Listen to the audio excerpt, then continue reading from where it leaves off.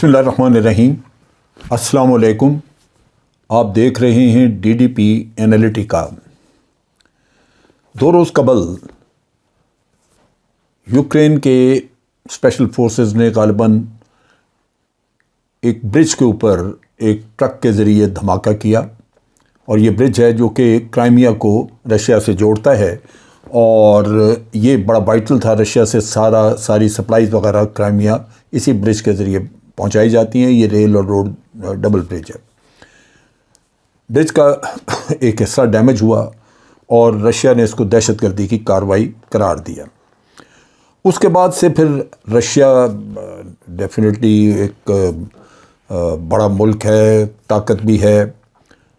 अब तक वो जंग को उस तरह नहीं लड़ रहे थे जिस तरह की उनकी पावर है, ताकत है, उससे लड़ सकते हैं। लेकिन इसके बाद पुतिन ने कहा कि अब वो इसका जवाब देगा। लिहाजा तकरीबन 80 रॉकेट जो हैं वो इन्होंने रॉकेट बल्कि मिसाइल, क्रूज़ मिसाइल्स 80 जो कि लॉन्ग रेंज पर्सियन मिसाइल हैं और हैवी पेलोड लेके जाते हैं, वो उन्होंने फायर किए, जो कि कीव में भी आके गिरे और उनके कुछ और शहरों में, लिविव वगैरह में भी जाके गिरे।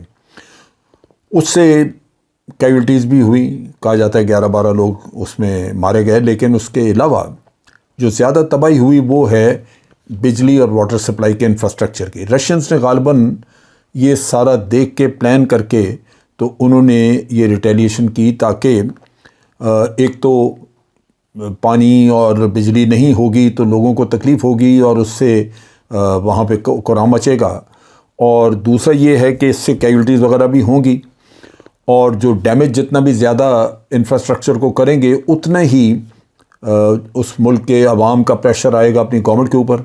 और फिर उसके साथ साथ ये कि आपकी एफिशिएंसी भी कम हो जाती है। जब आपको फैसिलिटीज़ जो आपकी नॉर्मल हैं वो आपके पास अवेलेबल ना हो तो एफिशिएंसी भी कम हो जाती।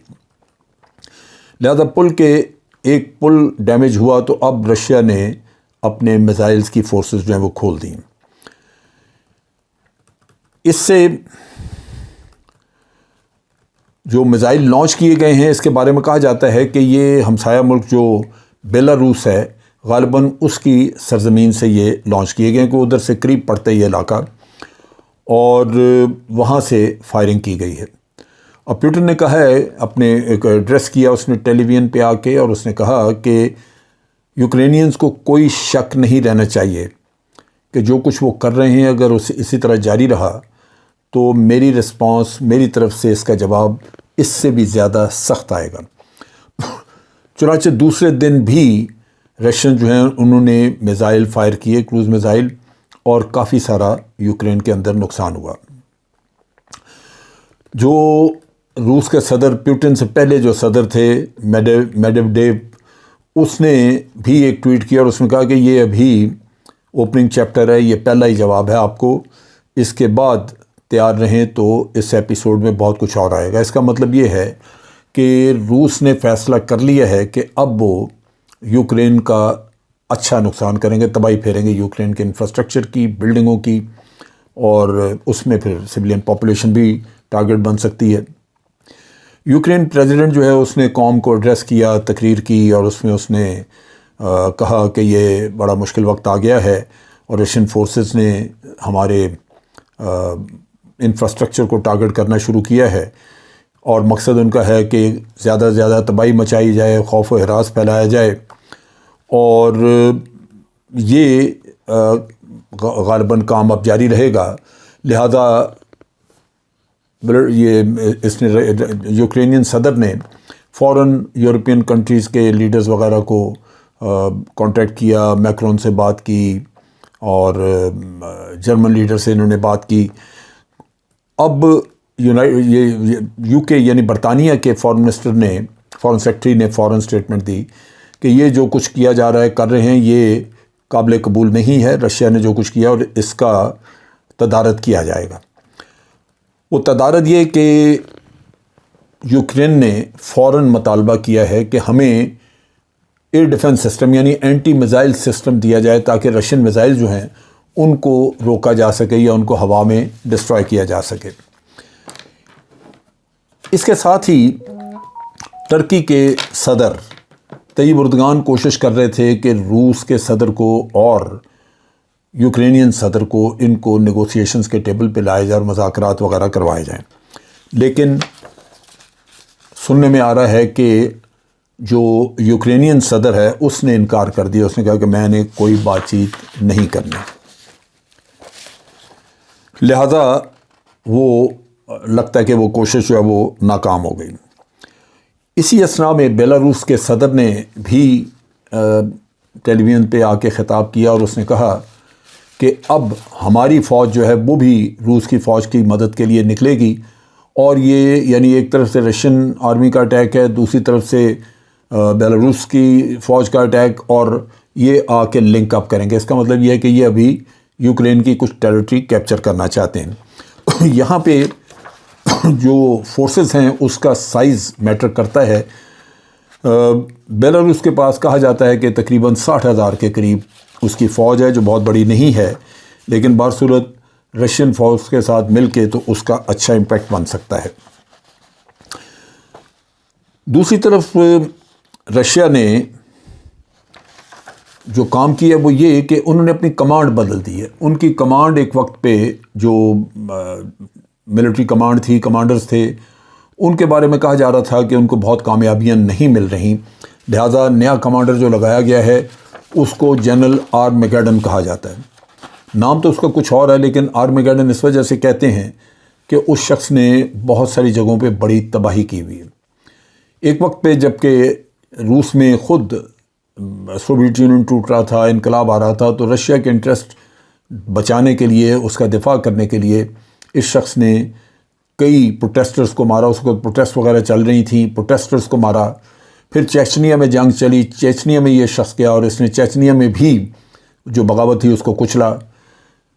اس کے بعد اس کو سیریا میں بھیجا گیا تھا، اور سیریا میں بھی رشین فورسز کا یہ کمانڈر تھا، اور وہاں پہ اس نے، چونکہ ایئر فورس وغیرہ بھی وہاں کی اس کے ماتحت تھی، جو رشین فورسز ساری اس کے ماتحت تھیں، تو اس کے حکم پہ جو بشار الاسد کے مخالفین تھے ان کے گھروں پہ، ان کی عمارتوں پہ اتنی بمبارڈمنٹ کی کہ اسکول وغیرہ سب تباہ کر کے رکھ دیے۔ لیکن اس شخص کو چونکہ رتھلیس انسان ہے، رتھلیس آدمی ہے، تو اس کو قطعاً اس چیز کا کوئی ملال نہیں تھا، لہذا رشیا کے اپنے جو مقاصد تھے وہ پورے ہوئے۔ اس کی وجہ سے اس کو کئی تمغے ملے، اور یہ شخص جو ہے اس نے کل سے کمانڈ سنبھال لی ہے۔ اب اس کی کمانڈ سنبھالنے کے ساتھ توقع یہ ہے کہ مزید تباہی مچے گی، اور یہ شخص جو ہے، یہ رتھلیس آدمی، یہ میزائل فورسز کا بے دریغ استعمال کرے گا، اور اس سے نہ صرف انفراسٹرکچر بلکہ جو یوکرین کے اپنی آبادیاں ہیں وہ بھی شاید اس میں بھی تباہی مچائے۔ اس کے خلاف ایسٹرن یورپین سٹیز، پراگ وغیرہ، وہاں پہ بہت ہی احتجاج ہو رہا ہے اس کے خلاف۔ احتجاج بڑا زور شور سے کیا جا رہا ہے کہ یہ جنگ بند کی جائے، بلکہ مولڈووا کے اوپر سے یہ میزائل ان کے رشیا کے گزر کے گئے ہیں، لہٰذا اس پہ بھی وہ احتجاج کر رہے ہیں کہ جی ہماری ایئر اسپیس استعمال ہوئی ہے۔ قصہ یہ ہے کہ یہ جنگ کا دائرہ کار ایک لحاظ سے بڑھ گیا۔ اب مغربی دنیا کا ریئیکشن یہ ہے کہ وہ ان کو فوری طور پہ ایئر ڈیفنس سسٹم وغیرہ دینا شروع کریں گے۔ پہلے ہی امریکہ تقریباً $17 ارب کا اسلحہ ان کو مہیا کر چکا ہے، جو کہ آج کے زمانے میں سب سے زیادہ اسلحہ اگر کسی کو اس پیریڈ میں دیا گیا تو وہ یوکرین ہے۔ مغربی دنیا ساری ان کے ٹروپس بھی ٹرین کر رہے ہیں، یو کے ٹرین کر رہا ہے، فرانس اور جرمنی کو تو اپنا مسئلہ بنا ہوا ہے کیونکہ رشیا نے ان کی گیس بند کی ہوئی ہے، لیکن گیس سپلائی کے ابھی کھلنے کے چانسز نہیں، جس کی وجہ سے کہا جا رہا ہے کہ ان کو ونٹر بڑے شدید ان کے لیے ہوں گے، سردیوں میں ان کا نقصان بہت ہوگا، خاص طور پہ انڈسٹری کے لیے بھی اور گھروں کی گرمائش کے لیے بھی۔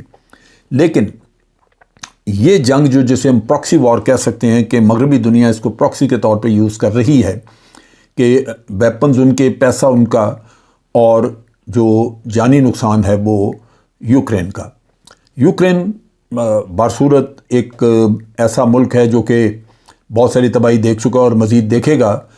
کیونکہ یہ ایک وقت پہ وہ یہ فیصلہ کر سکتے تھے کہ بجائے مغربی دنیا کے ساتھ لٹکنے کے وہ دونوں بلاکس کے درمیان، رشیا اور مغربی دنیا کے درمیان ایک برج کا رول ادا کرتے اور دونوں کے ساتھ تعلقات اچھے رکھ کے دونوں سے اپنے لیے اپنے ملک کی ترقی کے لیے فنڈز وغیرہ لیتے، مدد لے سکتے تھے۔ لیکن آج وہ مکمل طور پہ چونکہ مغربی دنیا کے اعلیٰ کار بن چکے ہیں اور اپلیکیشن انہوں نے دی، اپلائی کیا ہے کہ ان کو نیٹو میں ممبرشپ دے دی جائے، جو نہیں ملے گی کیونکہ نیٹو ڈائریکٹلی انوالو نہیں ہونا چاہے گا، مگر نیٹو کنٹریز ان کی مدد اتنی کریں گے کہ رشیا کا نقصان بھی بہت ہوگا اور یوکرین کا بھی بہت ہوگا۔ چنانچہ آنے والے دنوں میں جنگ بند ہونا تو دور کی بات، جنگ میں دونوں سائڈز کا زیادہ سے زیادہ نقصان ہونے کے چانسز ہیں۔ جنگ بڑھ گئی ہے اور لگتا یہ ہے کہ اب یہ دائرہ کار جو ہے رشیا بھی اس کا بڑھائے گا یوکرین کے دوسرے شہروں تک، جس سے زیادہ نقصان ہوگا۔ آج کے لیے اتنا ہی۔ افواج پاکستان زندہ باد، پاکستان پائندہ باد۔